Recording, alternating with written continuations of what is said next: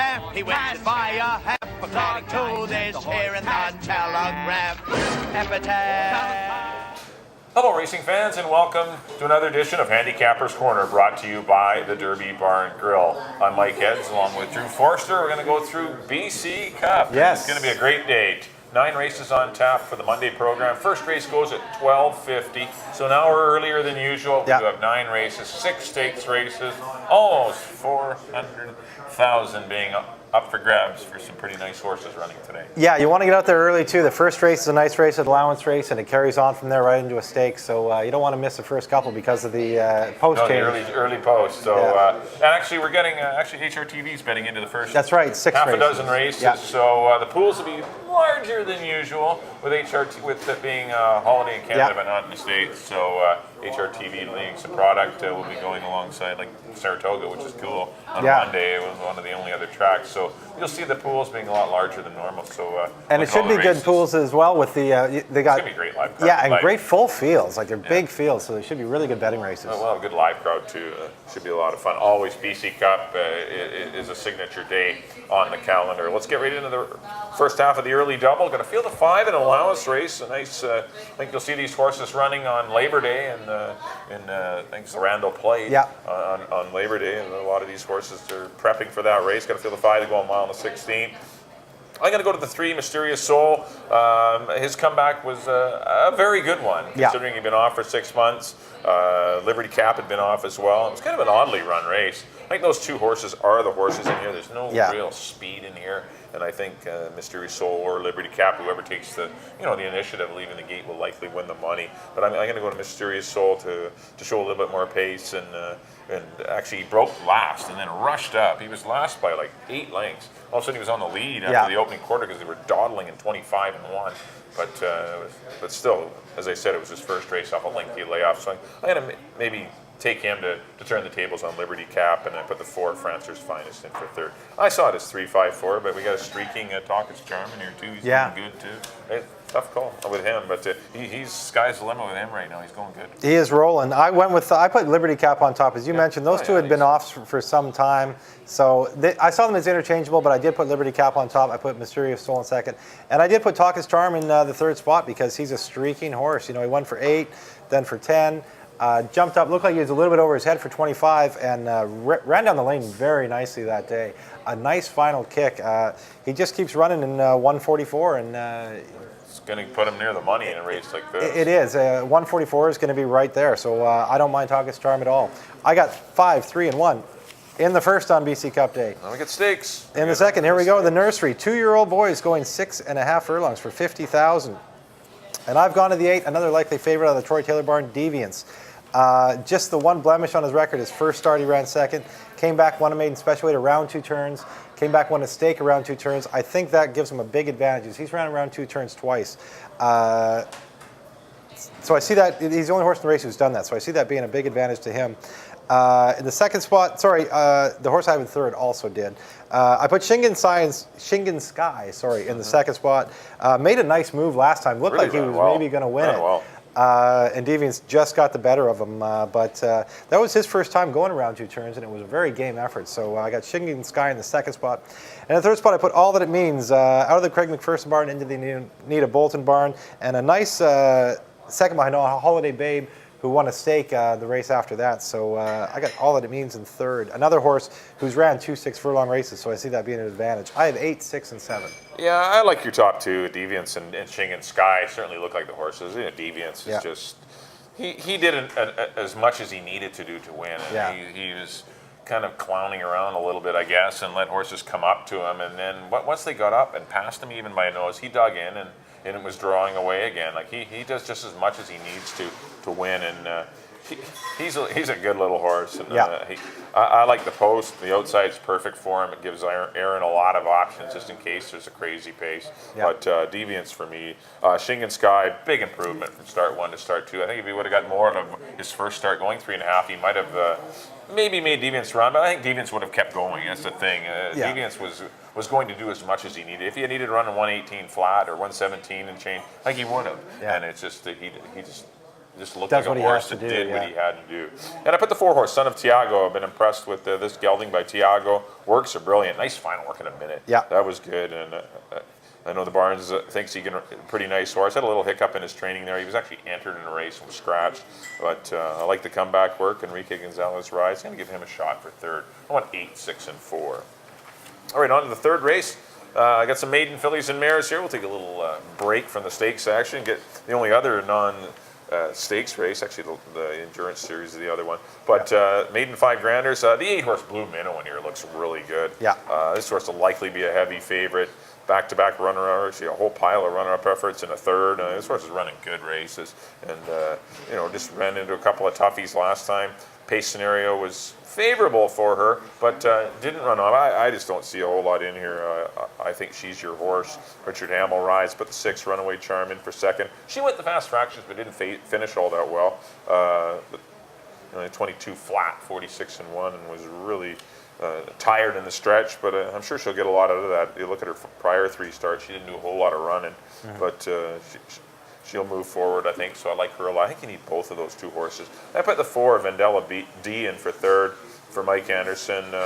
Didn't show anything in her debut back in May, but obviously might have had a shin or something was going on. They were freshened up. Like the works, though. A couple of 102s, a 115. That's good for these caliber. And a 48 and 4 to the gate. I just like those 4 works. I think you'll see a much better Vendella D, so I'm going to give this horse a shot at a bit of a price with Scotty Williams. So I went 8, 6, and 4. I like the works, and I liked who she ran against last time, the border runner, Medea, Curious Gal. I think that was a pretty live race. So I put Vendella D on top. Because these other horses have kind of been, a bit disappointment, been running a lower level. This is your big dropper. And that's your price horse. It's going to be a bit of a price as well. Yeah, so I put Vendella D on top.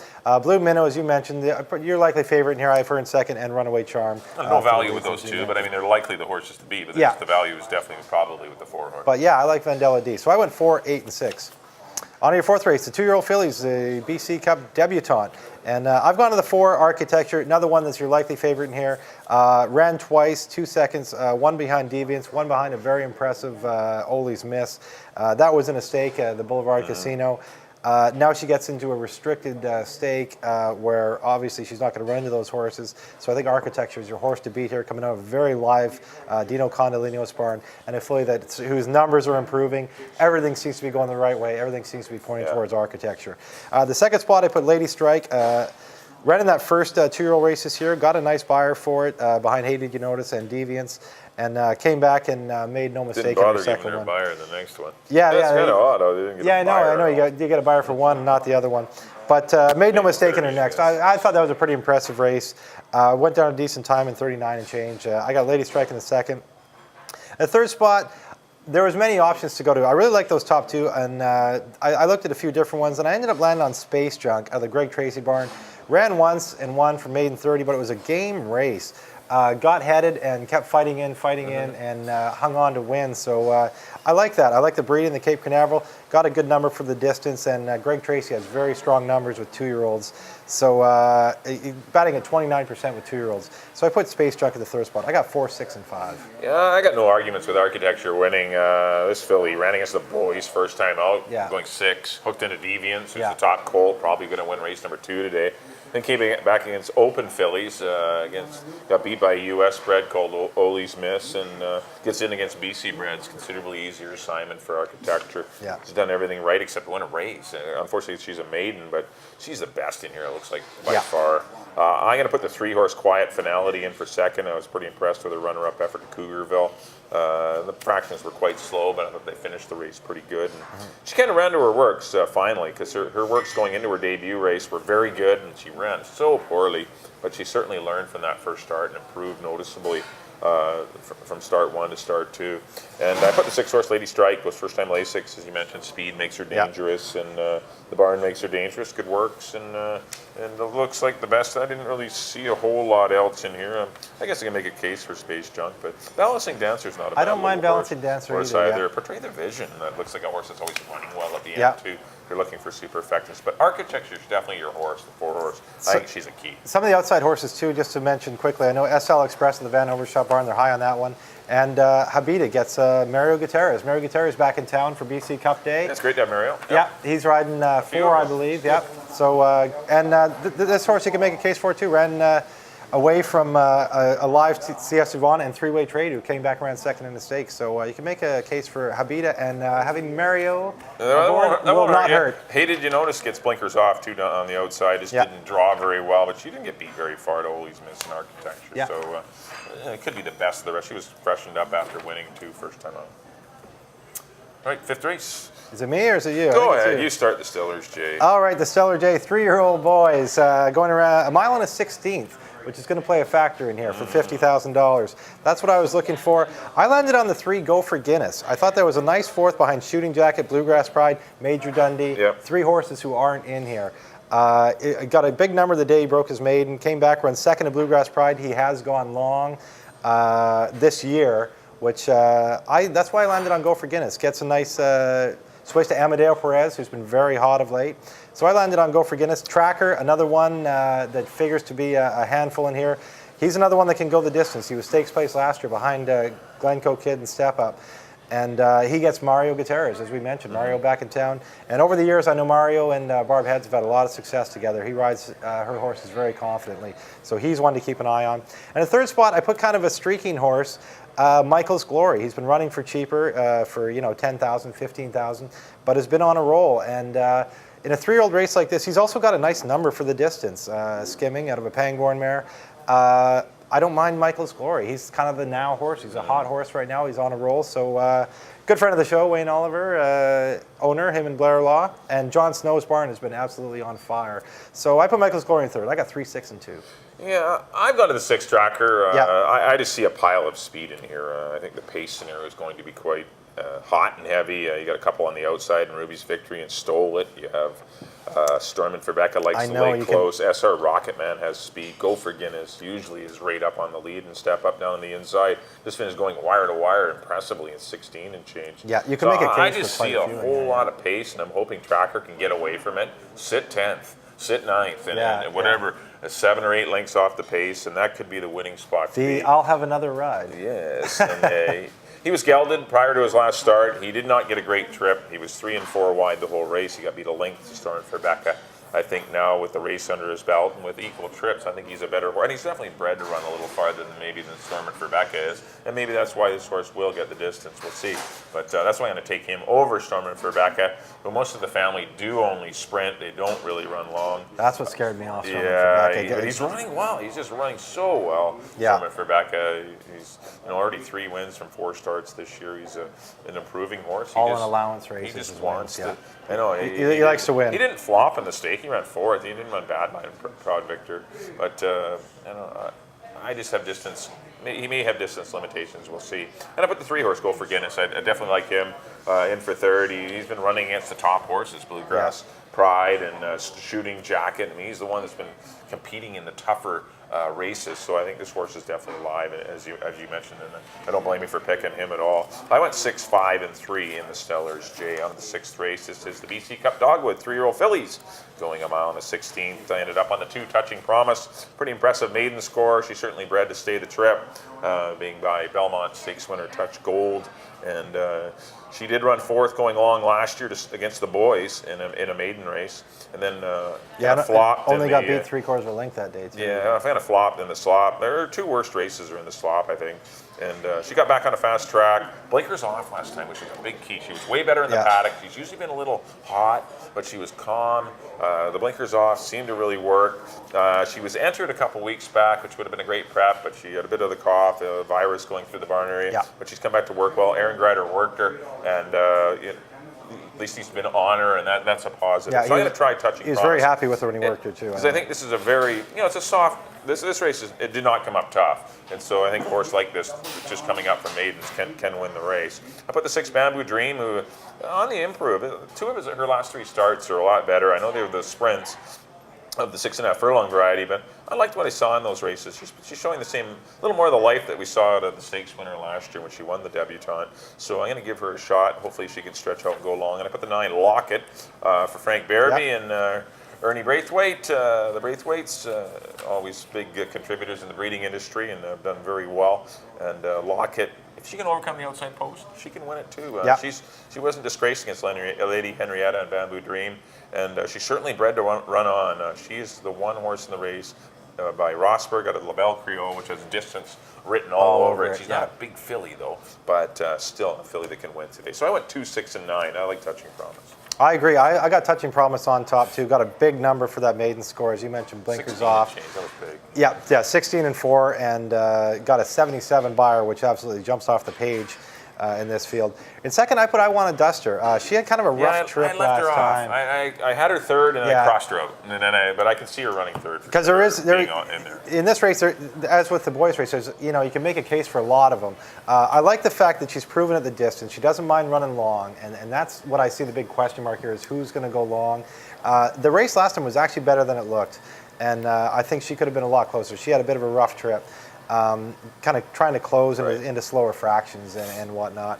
And in third spot, I put Tempered Steel. Another one had a nice win in allowance race earlier on this year, and kind of, as we mentioned, that's one of the reasons I like Touching Promises. The horses who look that they should be tough in here, like your Tempered Steel, like I Want a Duster, are a little bit off form right now. But Tempered Steel with Mario Gutierrez, I could see him relaxing her, making one big run, and making some noise at the end. I got 2, 1, and 7 in the Dogwood. On to the 7th. The Distaff, $50,000, mile and an eighth for older fillies and mares. And I've gone to your likely favorite. I've gone to the 8 Dance the Wind of the Carl Lawson barn. The only bad race she had this year, came out of the blocks, won 3 in a row. And then last time she was laying quite a ways out of it when Evelyn's Dancer put up very slow fractions, 24 and 3, 49 and 1, 114 3. Just absolutely walking, and I think Fernando had her a little bit too far out of it, left her too much to do, and she still only got beat less than 3 lengths. I think if Grider can keep her more in a stalking position, because I don't know how much pace there's going to be, and he's not going to want to let Go Sail Go get too far away. If he can kind of keep her in a stalking position, she doesn't mind that. She's shown that she can lay close, as she did her first win earlier this year.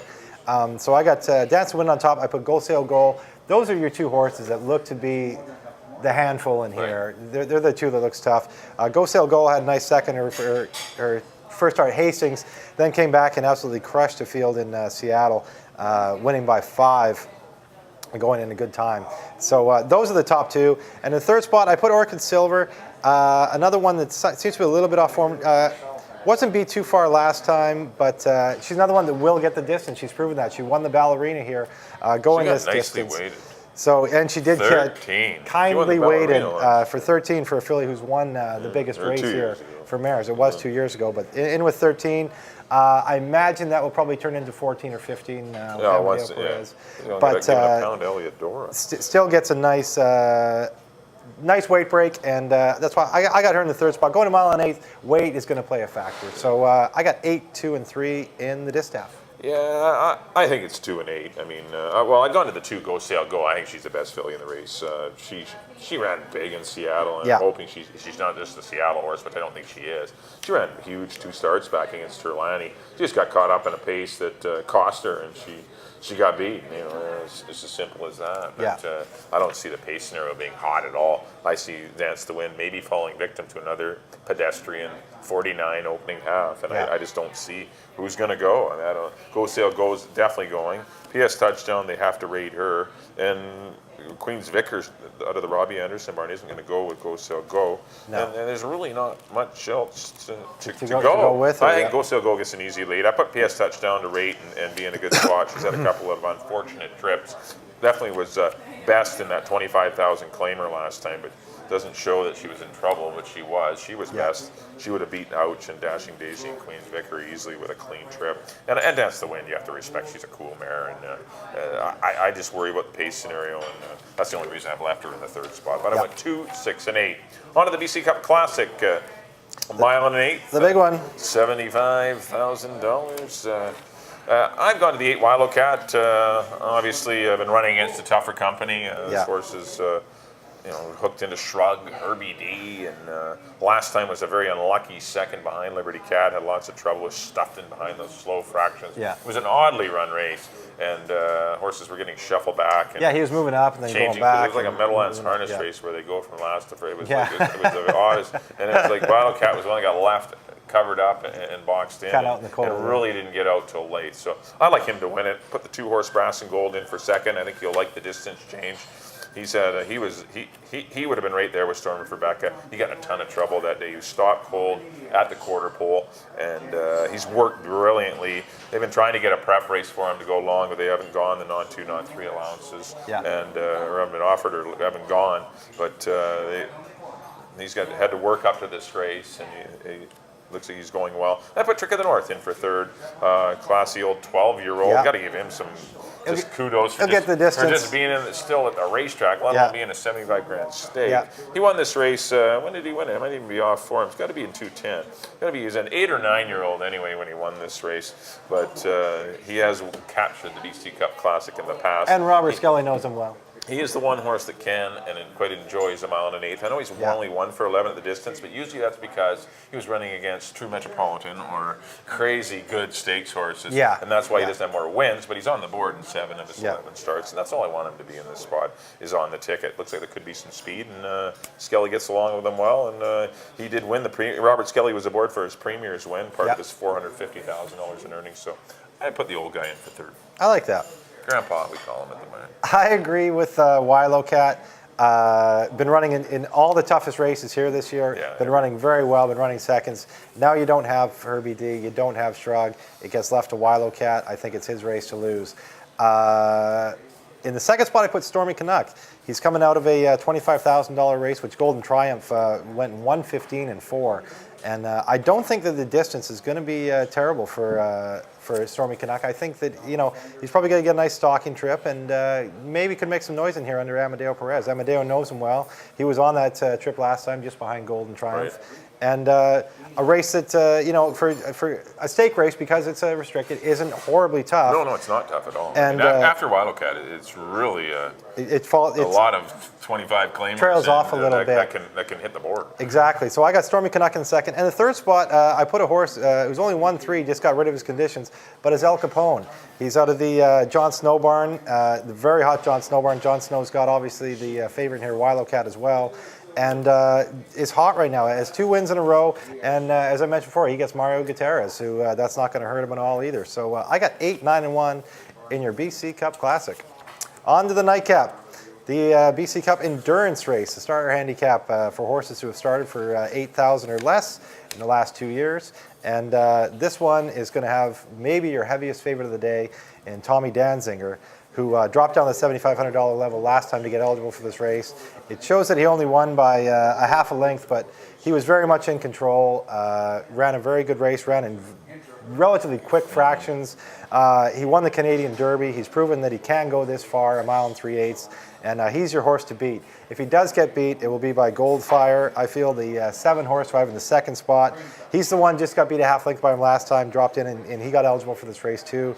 And he's probably a better horse than the $8,000 level, as is Tommy Danziger, but they both dropped in. They both relished the mile and 3/8, I think. Yeah, he won the Canadian Derby, Tommy Danziger. Exactly. So the distance won't be they're both going to want the distance. They both snuck into the 7,500, came out of that unscathed, didn't get claimed, and got eligible for this race. And that's your 2 horses.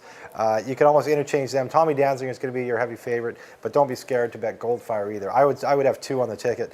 Third spot, then, I think it opens right up, and it's up to you to see who you want to try and round out the tractor with. I went with Ray's Reno out of the Craig McPherson barn, just because he's having a very strong year, even though he's been running in lower end races. First, second, first. Got a big number, a 78 buyer for his last win. And I'm not sure that the distance is going to hurt him. Doesn't really have the breeding for it. He's got bad numbers for the distance. But when he goes long, he just seems to win or be right there. So I don't mind him. Aaron Grider takes the call for Craig McPherson. I got 4, 7, and 5 in the nightcap. Yeah, I see it exactly the same. With Tommy Danziger is your horse to beat. As long as he doesn't get too much pace pressure, he should win the money. Yeah. Goldfire should run into second, and if he's the one that will capitalize if Tommy Danziger gets pressured by St. Gypsy Magic or Ray's Reno. That makes Goldfire's chances a lot better if that happens. And I put the 3 Texas Buccaneer. I'm going to put him in for third. He's a marathon specialist. Yep. I know he's one that's done well going a lot farther than this, but still mile and 3/8 is perfect for him. He actually ran good to Talkis Charm. See, that was a tough $7,500 race. Yeah. Talkis Charm and Say Fabulous. That's looking to be like a pretty good little race that he's exiting. Yeah. And Frank Fuentes will retain the mount for Tony Cluche. So I got him in for third. I've gone 4, 7, and 3 in the endurance race, the 9th and final on the BC Cup program. Next up on screen will be a quick look at our recap of our selections for the BC Cup program. Back in race number 1, I went to the 3, Mysterious Soul, over the 5 and 4. Race number 2, I went to the 8, Deviants, over the 6 and 4. Race number 3, I went 8, 6, 4 again. I got the Blue Minnow on top over Runaway Charm and Vendella D. Race number 4, I went to the 4, Architecture, over the 3 and 6. Race number 5, number 6, Trekker to defeat the 5, Stormin for Becca, and the 3, Go for Guinness. On to the 6th race, went to the 2, Touching Promise, over the 6 and 9. Race number 7, the 2 again, Go Sail Go, returning to Hastings. I'm going to go 2, 6, and 8. Race number 8, Wallow Cat, over the 2, Brass and Gold, and the 3, Trick of the North. And in the 9th and final, number 4, Tommy Danziger, over the 7 and 3. And on to my picks. In the first race, I went to number 5, Liberty Cap, over the 3 and the 1. The second race to number 8, Deviants, over the 6 and the 7. In the third, I went to number 4, a bit of a long shot, Vendella D, over the 8 and the 6. Good pick, I like that. Yeah, thank you. In the fourth, I went to number 4. I agree with Mike on number 4, Architecture, Ladino, Condoleezza Barn. Think she'll be a handful, over the 6 and the 5. In the fifth, I went to number 3, Go for Guinness, over the 6 and the 2. In the sixth, I went with number 2, Touching Promise, over the 1 and the 7. In the 7th, I went to number 8, Dance the Wind, over the 2 and the 3. In the 8th, I went to the 8, Wilo Cat, over the 9 and the 1. And in the nightcap, I went to number 4, Tommy Danziger, over the 7 and the 5. Well, that'll do it for the BC Cup edition of Handicappers Corner, brought to you by the Derby Bar and Grill. Once again, early post, 12:50. Remember 9 that. races. And if you can't make it out to Hastings, please do come here, see Yep. Chef Andy. Always has a great menu on. Yeah, and, gonna have some specials, some drink specials, beer on specials. Come Great on place to out watch to it if you Derby. can't make it to Hastings Park. Gonna be a great atmosphere at Hastings. Be a great atmosphere here. We'll have it on the big screens and the audio on and everything. Yeah. And now we got the virus behind us with the horses. We've had so many horses on the sidelines. It'll be nice next weekend to get into a 3-day week. We're going to have scheduled racing for Friday, August the 9th, Yep. 10th, and 11th. So we got Friday, Saturday, and Sunday next week. We're back to 3 days. That'll be a lot of Which fun. they will get. They hung up some extras today. Yeah. For those that don't know, they have some extras, and they were races they could have used. They were just trying to feel out how they're going to be doing for next weekend, and all systems look to be a go. Yeah, we're looking to be able to get at least 21 races for next week and go 777 Yep. or see what we get. Yep. But that'll be exciting to get back to a 3-day week next weekend. Okay, on behalf of Drew, thanks everyone for tuning in here to Handicappers Corner. We'll see you next time here at the Derby Bar and Grill. Good luck on BC Cup Day. Yeah, good luck. For Revere, now this is no bum steer. It's from a handicapper that's real sincere. I take it Valentine.